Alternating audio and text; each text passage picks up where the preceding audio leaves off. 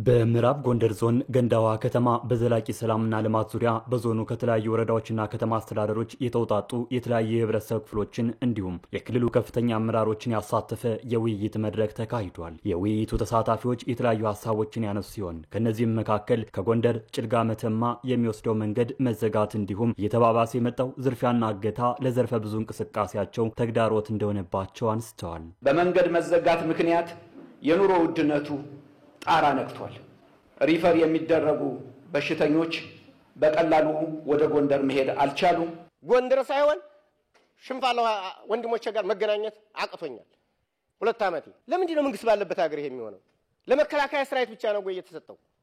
ስለዚህ አስተባብሮ ያስገባን ኃይል አለን።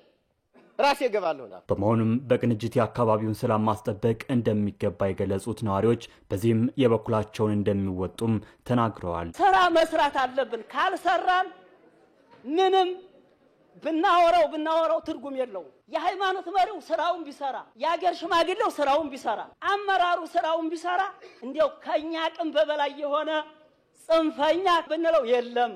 እኛ የሃይማኖት አባቶች ያልተላክነው ቦታ ያለ ሀገር መኖር አንችልም። መንግስት የሌላት ሀገር ደግሞ አንፈልግም።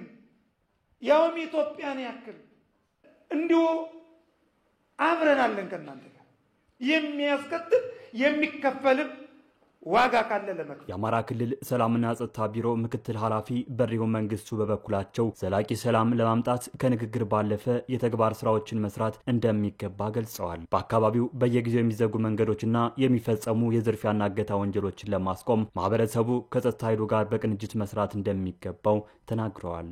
ከጎንደር ጭልጋ ገንዳዋ መተማ መስመር በአጭር ጊዜ ውስጥ መልክ አስይዘን ኦፕሬሽን አካሂደን ይህን መስመር ከፍተን ሰው ከወገኑ ጋር ከቤተሰቡ ጋር እንዲገናኝ ማድረግ ካልቻልን አንዱ እንደ ሀገርም ሲወሰድ ትልቁ ወደብ ተደርጎ የሚወሰደው ይሄ ቀጠና ስለሆነ ይሄንን በማድረግ ረገድ በእጅጉ እንድታግዙን እንፈልጋለን ማለት። ቅድም ያነሳችኋቸው አጠቃላይ እነዚህ መስመር ላይ ያሉ የተደራጁ እገታና ዝርፊያዎች በአፋጣኝ ይሄንን ለማስቆም ሁላችንም በቅንጅት መስራት መቻል አለብን። በዞኑ ነዋሪዎች ዘንድ ከተነሱ ጥያቄዎች መካከል ከጸጥታ ችግሩ ጋር ተያይዞ የኑሮ ውድነት መባባስ ሲሆን ለዚሁ ምላሽ የሰጡት በአማራ ክልል በምክትል ርዕሰ መስተዳድር ማዕረግ የከተማ ልማት ዘርፍ አስተባባሪና የከተማና መሰረተ ልማት ቢሮ ኃላፊ ዶክተር አህመዲን መሐመድ በማህበረሰቡ ላይ የሚስተዋለውን የኑሮ ውድነት ከሚያባብሱት ምክንያቶች አንዱ በየመንገዱ ህገወጥ ኬላዎች መበራከት መሆኑን ጠቅሰው ይህን ለማስቀረትም በትኩረት ይሰራል ነው ያሉት።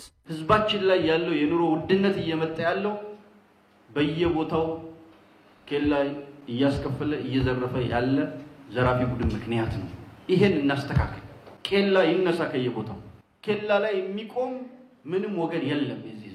ስለዚህ ሰላምና ልማትን አብራችሁ አይታችሁ ለሰላም ሲባል ደግሞ ዋጋ መክፈል፣ ለሰላም ሲባል እስካሁንም ዋጋ እየከፈላችሁ ነው። የበለጠ ለሰላም መገዛት ጀግንነት። ዘገባውን ያደረሰን አማራ ሚዲያ ኮርፖሬሽን ሲሆን በውይይት መድረኩ የዞኑ ነዋሪዎች የአካባቢውን ሰፊ የሆነ ጸጋ በመጠቀም ሊለሙ የሚችሉ የልማት ስራዎች እንዲከናወኑ የጠየቁ ሲሆን በዚህም የሚነሱ የልማት ጥያቄዎችን በየደረጃው በመፍታት በአካባቢው ልማትን ተደራሽ ለማድረግ እንደሚሰራም ተገልጿል።